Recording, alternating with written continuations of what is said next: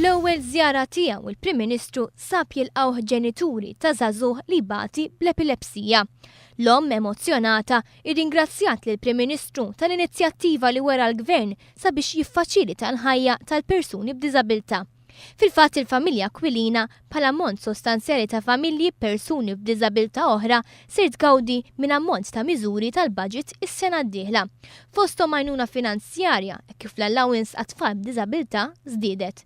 Żdied ukoll l-ammont ta' postijiet fid-daycare centers b'200 post permezz ta' investiment ta' kważi €1,000,000.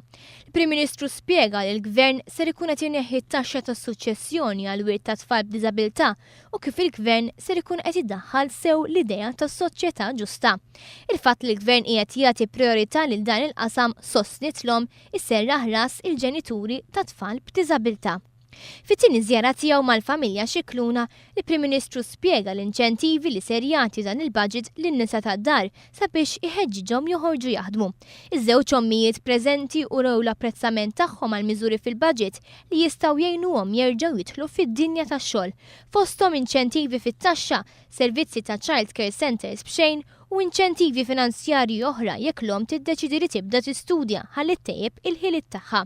Il-familja Xikluna ser tkun qed tibbenefika wkoll minn roħs ta' 30% fil-kontijiet tad-dawl u l-ilma, hekk kif madwar 89% tal-familji ser ikunu qegħdin igawdu minn roħs akbar mill-medja tal-25% tal-kontijiet. Barra minn hekk, bħal numru ta' familji mill-inħawit madwar dell-Imara, il-familja Xikluna ser tkun qed tieħu r-ruħ meta jispiċċaw l-emissjonijiet miċ-ċumnija tal-Power Station.